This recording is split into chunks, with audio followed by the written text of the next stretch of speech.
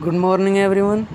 Last हम लोगों ने विधि शोणितीय अध्याय चरक सूत्र 24 के रक्त रोग की चिकित्सा पे आ गए थे, जहाँ पे कुर्यात शोणित रोगेशु रक्त पित्त हरिम रक्त पित्त के समान चिकित्सा करने के लिए बोला है, और विरेचन के लिए बोला, उपवास के लिए बोला, और रक्त विश्रावण के लिए बोला। इसमें रक्त विश्रावण हमें कितना करना चाहिए उसके ऊपर बात आती है। कहता है कि blood letting is to be done, ये विद ड्यू रिगार्ड टू बल। एक तो स्ट्रेंथ ऑफ द पेशेंट देखेंगे, कितनी ताकत है शरीर में, दोष प्रमाण, nature as well as seriousness of the disease, the quantity of blood that is to be should be commensurate with the purification of the blood. और कहता है कि रक्तमोक्षण में दूषित रक्त के स्थान या दूषित रक्त से उत्पन्न होने वाले रोगों का विचार करके ही हमें रक्तमोक्षण करना चाहिए, और जब तक रक्त की शुद्धि ना हो जाए तब तक रक्तमोक्षण करना चाहिए। ये बात याद रखेंगे, बहुत इम्पॉर्टेंट है। पुरुष के बल और दोष के अनुसार ही हम रक्त का मोक्षण करेंगे, ये बात भी हम याद रखेंगे। फिर क्या कहता है, वाइटिएटेड ब्लड फीचर्स, जो दूषित रक्त है उसके क्या लक्षण हैं। जब रक्त जो है हमारा, जो वात दोष से जो दूषित है, तो उसमें अरुणाभ रेडिशनेस एक कलर आएगा, नॉन स्लिमी विशद होगा, फोमी फेनिल जिसमें झागदार होगा, थिन पतला रहेगा, तनु रहेगा। शोणित अगर पित्त से अगर वाइटेटेड है या दूषित है तो उसमें पीत येलो कलर दिखेगा, ब्लैक असित दिखेगा, and it takes longer time to coagulate, और उसको कोगुलेशन टाइम उसका जो है वो बढ़ा हुआ रहेगा। ये बात यहाँ इंपॉर्टेंट है, इसको याद रखेंगे। क्यों? Because of the inherent heat, उसका पित्त के कारण जो उसमें गर्मी ज़्यादा है उसके कारण। आचार्य क्या कहता है, जब blood vitiated with kapha is slightly pale, पांडु वर्ण का रहेगा, और स्लिमी पिछिल रहेगा, स्टिकी एंड थिक घन रहेगा। Blood due to vitiation of more than one dosha shares the all characteristic features of respective symptoms of the all त्रिदोषा।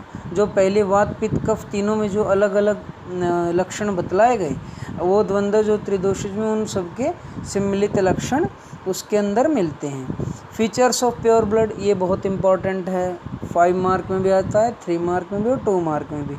श्लोक आपको याद हो जाना चाहिए, तपनीयेन्द्र गोपाभम पद्मालक्त सन्निभम गुंजाफल सवर्णम च विशुद्धम विद्धि शोणितम।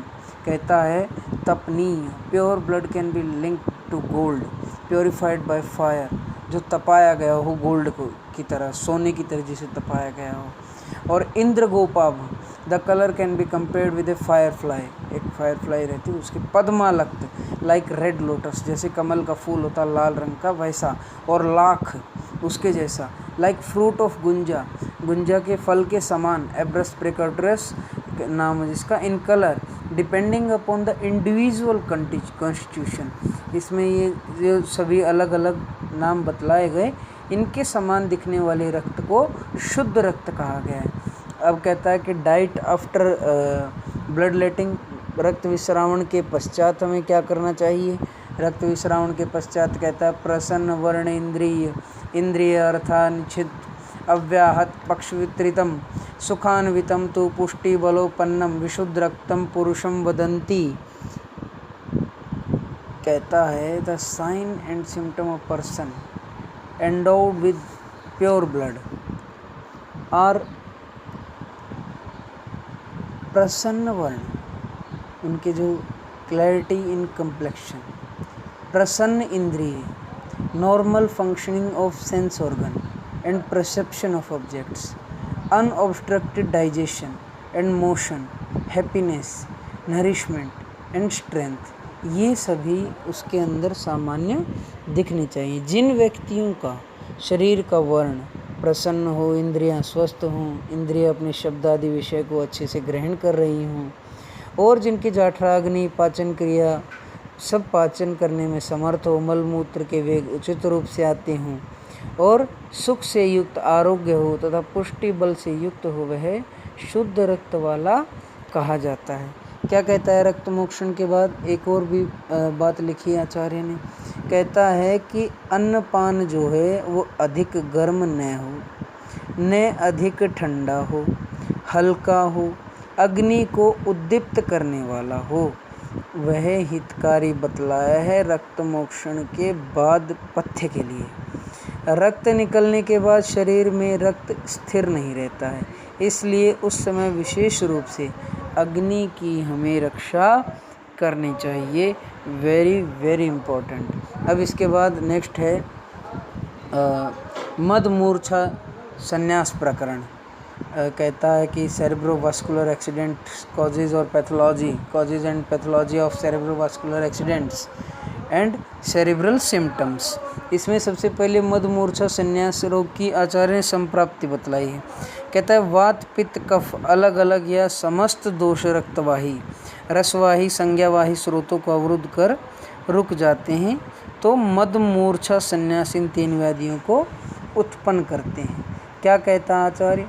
When someone indulges in habitual intake of unwholesome diet and with their mind covered with रज and तम, रज और तम दोष के आवरण के कारण जो हमारे दोष हैं वो विषम होकर और एक साथ मिलकर वो ऑब्स्ट्रक्ट करते हैं। किन किन को ऑब्स्ट्रक्ट करते हैं? ब्लड चैनल्स को, रक्त वह स्रोतस को, रस धातुओं वह स्रोतस को, the channels that carry nutrients. रस धातु वह स्रोतस किसको बोलता है? The channels that carry nutrients. Nerve channels को, संज्ञा वह स्रोतस को। और इससे क्या रिजल्ट मिलता है? इससे रिजल्ट मिलता है कि मद रोग उत्पन्न होता है, इंटॉक्सिकेशन जिसको बोला जाता है। मूर्छा बेहोशी, अनकॉन्शियसनेस, फेंटिंग उत्पन्न होता है। संन्यास कोमा उत्पन्न होता है। सिनकोप जिसको बोला जाता है, संन्यास को कोमा भी बोला जाता है और सिनकोप भी बोला जाता है। और इस जो इटियोलॉजी और सिम्टोमेटोलॉजी और इसकी जो क्योर सिनकोप संन्यास is more serious than fainting. जो ये संन्यास जो रोग है, कोमा जो है वो मोर सीरियस है मूर्छा से और मद से। कहता है इनका एक क्रम बताया है, संन्यास इज़ मोर सीरियस देन मूर्छा एंड मूर्छा इज़ मोर सीरियस देन मद। और जब इनमें वात अटैक करता है, the site of mind which has become weak, और जो हमारे मस्तिष्क का जो कमज़ोर भाग है वहाँ पे जब वात बढ़कर उसको अटैक करता है, इट डिस्टर्ब द मनोविक्षोभ, माइंड में ब्रिंग सब अबाउट अनकॉन्शियसनेस। सिमिलरली वैसे ही पित्त और कफ भी वेल डिस्टर्ब रहते हैं तो माइंड के ऊपर अटैक होता है, resulting in unconsciousness of the individual. वो भी इस तरह का फेंटिंग होगा, मूर्छा होगा। The special features of these condition are described. आगे मैं इन सब के बारे में जो स्पेशल फीचर्स जो बतलाए गए हैं उन सभी के बारे में डिस्कशन करेंगे। क्या कहता है नेक्स्ट? मद जो है, मद के साइन एंड सिम्टम्स अगर आप देखेंगे तो making incoherent, excessive and fast speech जो उसका बोलने का जो तरीका होगा बहुत तेज होगा।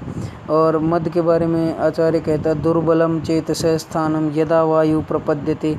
दुर्बल मन के स्थान हृदय या मनोवाही स्रोतस में प्रवेश कर तो मन को शुद्ध करती हुई प्राणियों की संज्ञा को जो नष्ट कर देती है उसे मद कहा जाता है। आचार्य ने कहा है कि मनोवाही स्रोत में जो प्रवेश करके हृदय और मन के स्थान में उसके मन को दुर्बल करती हुई, शुद्ध करती हुई प्राणियों की संज्ञा का नाश करती है। इसी प्रकार वात पित्त कफ दुर्बल हृदय में जाकर मन को शुद्ध करते हुए ज्ञान को नष्ट कर देते हैं। ये लाइन याद रखेंगे यहाँ पर, दुर्बल हृदय में जाकर मन को शुद्ध करने वाली। यहाँ दिमाग से कोई, मस्तिष्क से कोई लेना देना नहीं, यह बहुत इम्पॉर्टेंट है। यहाँ केवल हृदय के ही लिए बात हो रही है और इसको मद रोग की उत्पत्ति कहा गया है। नेक्स्ट है, इसके बाद आचार्य ने मद के भेद बतलाए हैं ना। मद के भेद वातज, पित्तज, कफज और सन्निपातज और मद्यपान जन्य, मतलब शराब पीने की वजह से भी मद उत्पन्न होता है। इसके अलावा आचार्य अष्टांग हृदय ने, वाग्भट आचार्य ने और शारंगधर आचार्य ने मद के 7 प्रकार माने हैं। इंपॉर्टेंट है, याद रखेंगे। वातज, पित्तज, कफज, रक्तज, सन्निपातज, मद्य से उत्पन्न और विष से उत्पन्न, ऐसे बोला है। यहाँ पे आपने जो सुना है वो 4 ही इम्पॉर्टेंट है, वातिक, पैतिक, कफज और सन्निपातज। वातिक में आचार्य क्या कहता है, जो वात से डोमिनेंट रहता है तो मेकिंग इनकोहेरेंट और एक्सेसिव एंड फास्ट स्पीच। जो वातजन्य मद से जो पीड़ित होता है वह रुक रुक कर, इनकोहेरेंट माने रुक रुक कर, अस्पष्ट और अधिक और शीघ्रता पूर्वक वचन बोलता है। जो उसकी making incoherent, excessive and fast speeches, instability and non coordination in action. जो उसकी सारी चेष्टाएं चंचल और अनव्यवस्थित रहती हैं। अव्यवस्थित का अर्थ है नॉन कोऑर्डिनेशन वाली। ड्राइनेस रहेगी, श्यावता रहेगी, अरुणवर्ण की रहेगी, जो शरीर की जो आकृति है, और रेडनेस, अरुणता इन कॉम्प्लेक्शन रहेगा उसका। और फिर नेक्स्ट है पैतिक। पैतिक मद में क्या कहता है कि एंगर रहेगा, हार्श रहेगा। जो व्यक्ति पैतिक विद से मद से जो पीड़ित है क्रोधयुक्त रहेगा, कठोर वचन बोलेगा, harsh speeches. Tempted to assaults and quarrels, कहता मारपीट, लड़ाई झगड़े में अधिक प्रेम रखता है। उसके शरीर की आकृति रक्त या पीत वर्ण के या काले वर्ण की बोलता है। जो उसका येलोइशनेस, ब्लैकनेस रहती है, उसके कॉम्प्लेक्शन रेडनेस रहेगी। कफज जो प्रकृति का रहेगा वो फीबल इनकोहेरेंट स्पीचेस रहेंगे उसकी, जो थोड़ा बिना संबंध का वचन बोलेगा। तंद्रा और आलस्य से युक्त ड्राउजीनेस रहेगी, लेजीनेस रहेगी। पेलनेस एंड वंडरिंग, कहते हैं शरीर का वर्ण पांडु होता है और सर्वदा किसी न किसी बात को सोचता रहता है। और जो सन्निपातिक जो है उसमें श्लोक की लाइन इंपॉर्टेंट है, जायते शामयति क्षिप्रम मदो मध्यम माद आकृति। कहते हैं सन्निपात रोग में वात पित्त कफ तीनों के मिश्रित लक्षण मिलते हैं या सभी लक्षण एकत्र पाए जाते हैं। जो मद का स्वरूप है, ये सभी प्रकार के मद विकार, मदिरा पीने पर जो मद नशा होता है उसी के स्वरूप के रोग होते हैं। लाइन यह मार्क करेंगे, सभी प्रकार के मद विकार मदिरा पीने पर जो मद नशा होता है उसी के स्वरूप के रोग होते हैं। ये शीघ्र ही उत्पन्न होते हैं और शीघ्र ही अच्छे हो जाते हैं। इम्पॉर्टेंट। नेक्स्ट है अन्य प्रकार के मद। जो मदिरा पीने से उत्पन्न होने वाला या विष सेवन से उत्पन्न होने वाला या दूषित रक्त से उत्पन्न होने वाला मद रोग होता है, वह सभी मद रोग वात पित्त कफ इन तीन दोषों को छोड़कर अन्य से नहीं होता है। क्या कहता है इंटॉक्सिकेशन के, ये जो मैंने आपको लाइन में, जायते शामेति क्षिप्रम मदो मद्यादाकृति। जो मद है which can be linked to one cause by alcoholic drink is manifested and cure immediately. The treatment line is similar to that of alcoholism. जिस प्रकार मद रोग की चिकित्सा उसी प्रकार इसकी भी चिकित्सा हमें करनी चाहिए। मद दोष के जो हमने अभी बात की कि वातज पित्तज कफज या रक्त से उत्पन्न होने वाला या शराब से उत्पन्न होने वाला या विष से उत्पन्न होने वाला, ऐसे तीन बोले।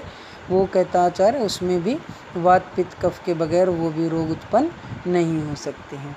नेक्स्ट है मूर्छा। मूर्छा के बारे में क्या कहता है, वातजन्य मूर्छा रोग में मूर्छा के भेद बताता आचार्य। वातज है, पित्तज है, कफज है, सन्निपातज है। कहता है रक्तवाहिनी विकृति जन्य है, हृदय विकृति जन्य है। To an individual suffering from वातिक टाइप ऑफ मूर्छा the sky appears as blue, black और रेड। जब कोई वातिक मूर्छा से कोई पीड़ित है तो उसको जो आकाश है वो ब्लू, ब्लैक और रेड कलर का दिखाई देगा। ही बिकम्स अनकॉन्शियस, बेहोश हो जाएगा, बट सून ही रिकवर्स, और जल्दी ही जाग भी जाएगा। कहता देयर इज ट्रेम्बलिंग, वेपथु एक वर्ड आया है इसको ट्रेम्बलिंग बोलते हैं। मेलाइज अंग मर्द होगा, कार्डियक पेन होगा, इमेशिएशन कृष्णता होगी, ब्लैकिश ब्राउन और रेड कॉम्प्लेक्शन रहेगा। ये वातिक मूर्छा का लक्षण है। क्या कहता है और इसके बारे में, नीला काला अरुण वर्ण का आकाश को देखता हुआ मूर्छा को प्राप्त करेगा, शीघ्र उठ जाएगा। मूर्छा काल में कंपन होगा, अंग मर्द होगा, हृदय में पीड़ा होगी, शरीर में कृष्णता होगी, शरीर का वर्ण काला या अरुण वर्ण का हो जाएगा। क्या कहता है पैतिक मूर्छा में, लाइन इंपॉर्टेंट आई है, पश्यस्तमः प्रविश्यति स स्वेदः प्रतिबुध्यते स पिपासय स संतापो रक्तपीत अकुलेक्षण संभीन वर्चा। एक ये वर्ड आया यहाँ इंपॉर्टेंट है। क्या कहता है पित्तजन्य मूर्छा में आकाश को लाल हरित अथवा पीत वर्ण का देखते हुए बेहोशी की तरफ जाएगा, अंधकार देखेगा नेत्रों के सामने। जब रोगी होश में आएगा तो उसके शरीर में पसीना आने लगता। कहता है द पैथिक टाइप ऑफ मूर्छा, the sky appears red green yellow, और उसकी फेंटिंग की तरह जो आगे अंधेरा आ जाएगा बिल्कुल। क्या कहता है, thereafter he becomes unconscious and recovers with sweating, जब उठेगा तो स्वेटिंग होगी। There is feeling of thirst, प्यास लगेगी, हीट गर्मी लगेगी, there are dryness and yellowishness in the eyes, जो उसकी लाल और पीली आँखें रहेंगी आइज़ के अंदर से, और जो उसकी डायरिया है और येलो कॉम्प्लेक्शन भी हो सकता है। होश में आने पर पतला पुरुष भी निकलता है और सर्वदा शरीर का वर्ण पीला ही रहता है। नेक्स्ट है कफज मूर्छा के लक्षण। इसमें भी एक लाइन आई है, इम्पॉर्टेंट है। पश्यंस तम प्रविश्यति चिरात प्रतिबुध्यते गुरु भी प्रावृतई अंगवय यथा द्रवेण चर्मणा।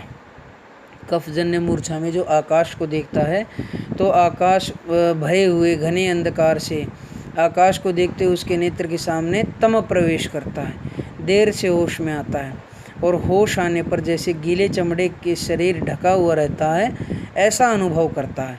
मुख से लालसरा और मिचली नोजिया प्री वोमिटिंग सिम्टम जैसा लगता है उसको। क्या कहता आचार्य कि when to an individual suffering from श्लेष्मिक कफज टाइप ऑफ मूर्छा the sky appears as raining और as if covered by dark cloud और darkness and cold. Thereafter he becomes unconscious, he recovers after a long time, बहुत देर से वो जागता है, मैं आचार्य ने पहले बोला। He feels as if his body is covered with a heavy blanket like a wet hide. He gets salivation and nausea also.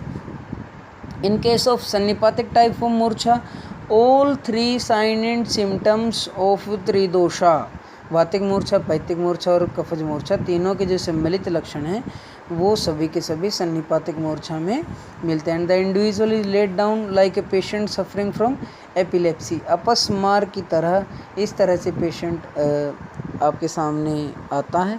इसमें आचार्य ने लिखा भी है, सन्निपातिक मूर्छा में अलग अलग बताए वात पित्त कफ के सभी लक्षण होते हैं और इसका वेग अपस्मार की तरह बिना भयंकर चेष्टाओं किए हुए शीघ्र ही आकर मनुष्य को मूर्छित कर देता है। But unlike epilepsy there is no awkward behaviour such as biting teeth, throwing out limbs etcetera.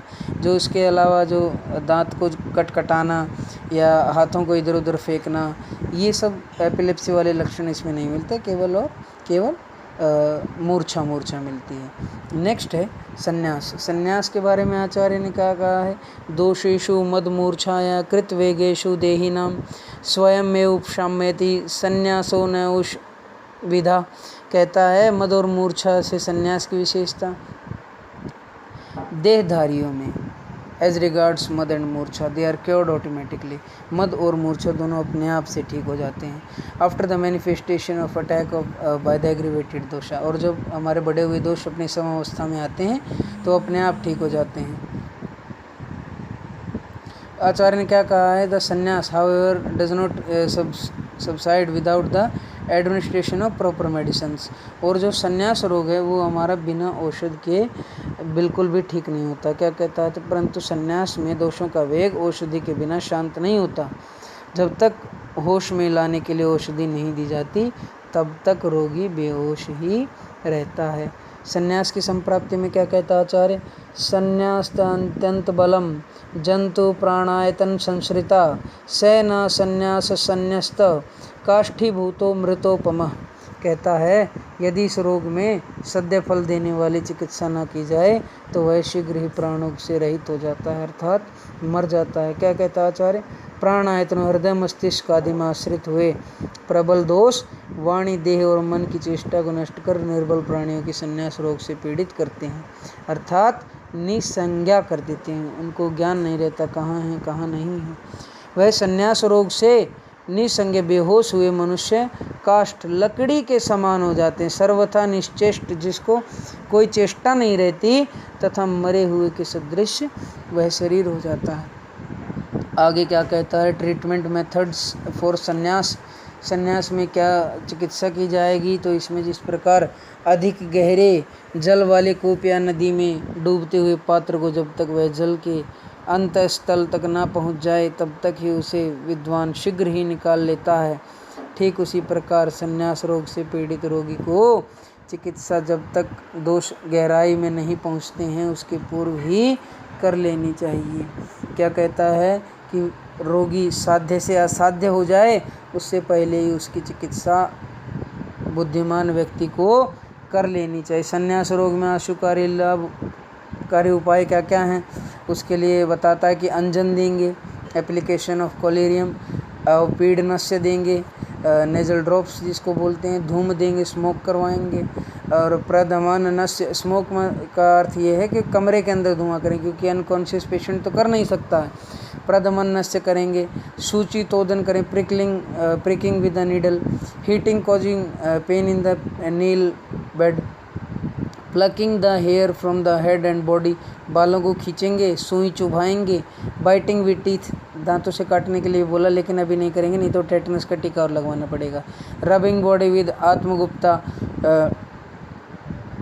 आत्मगुप्ता औषध है उसको उसके शरीर पर रगड़ेंगे। These are helpful in bringing about consciousness, ये सभी उसको जागृत अवस्था में लाने के लिए उसको अच्छा बताया गया। केवाच के फल को बोलते हैं आत्मगुप्ता, यहाँ याद रखेंगे, जिसके कारण शरीर में खुजली होना स्टार्ट हो जाता है और जिससे हो सकता है कि वो उठ जाए। वागबट में बिच्छू से कटवाने के लिए भी बोला, ऐसा नहीं करेंगे भैया, नहीं तो पॉइजन से मरेगा वो, याद रखेंगे। और भी इसके अलावा अनेक प्रकार के तीक्ष्ण मद्यों को एकत्र मिलाकर उसमें कटु द्रव्य उसे मरीच का चूर्ण प्रभुत मात्रा मिलाकर मूर्छित व्यक्ति के मुख में बार बार डालने के लिए बोला, लेकिन ऐसा भी नहीं करेंगे क्योंकि हो सकता है लंग्स के अंदर चला जाए। इसी तरह मातुलुंग बिजोरा नींबू का रस निकाल कर उसके सोठ का चूर्ण मिलाकर मूर्छित व्यक्ति के मुख में डालें। ये कितनी मात्रा में डालना है इसका ध्यान रखेंगे कि जीभ पे ही लगा रह जाए, अंदर तक ना जाए, ये सब इम्पॉर्टेंट है।